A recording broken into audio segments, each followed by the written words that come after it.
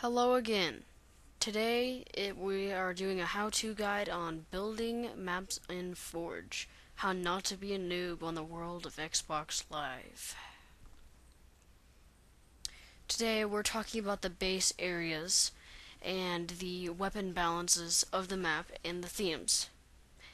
I'm going to start off with a simple Slayer map. Let's say you're trying to make an arena on Foundry.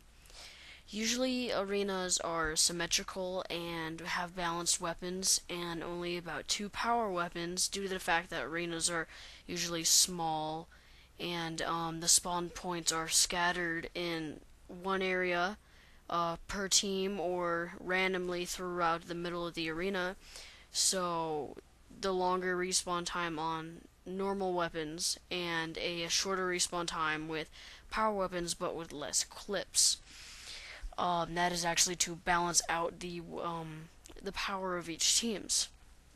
Now with the shape of the arena, you can have it square, you can have it spherical. The spherical is a lot more hard in my opinion, but it's very simple. When you get it down, it's more advanced.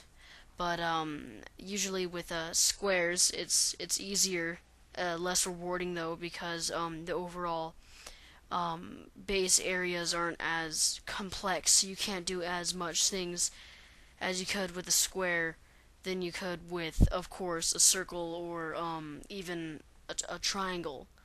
So, I'm gonna take a quick break for a second, and yeah.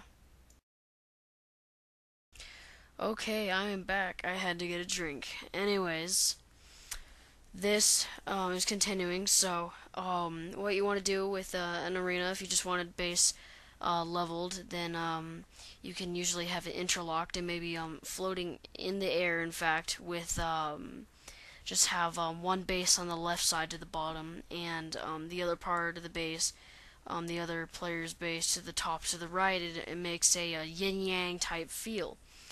And with that, you can, if it feels too empty, you can maybe add in a little bit of covers.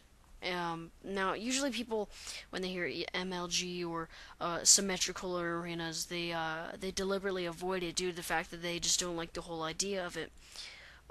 If you've seen a classic example of maybe one of these arena, MLG Onslaught, MLG Flare, MLG Amplified, um, those are all good examples, but if you think about it, maybe the overall shape of Guardian, just that middle area, and actually maybe adding 3 floors, but with teleporters, and then just having that on Foundry or of some sort, and then having a detail maybe in the background so people could, just have more actual detail and overall base to the map, so it seems like it's not so empty, and then actually add different bases, maybe a secret area glitched out of the map, etc.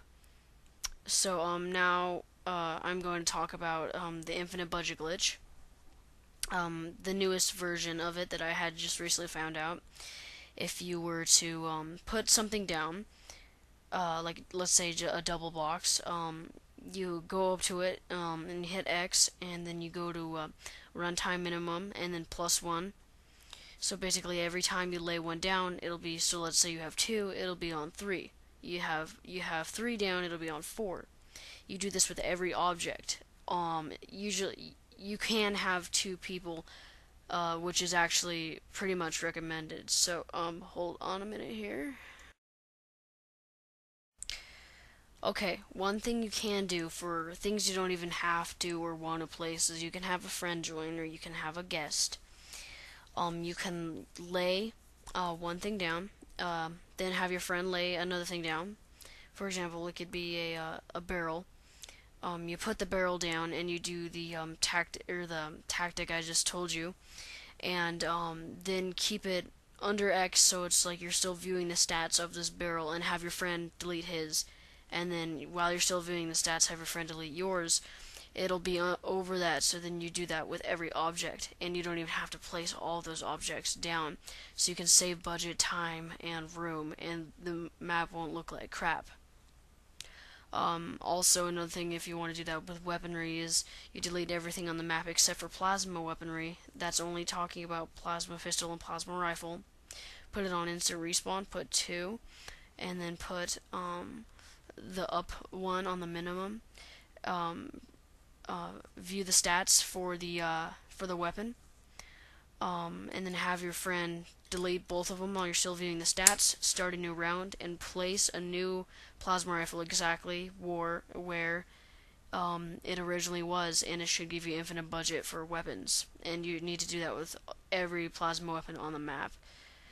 And for plasma pistols, plasma rifles, that's about it. I don't know if it works with any brute weaponry currently.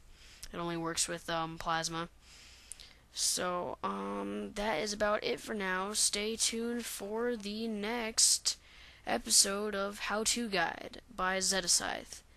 Thanks for watching. Thanks for listening.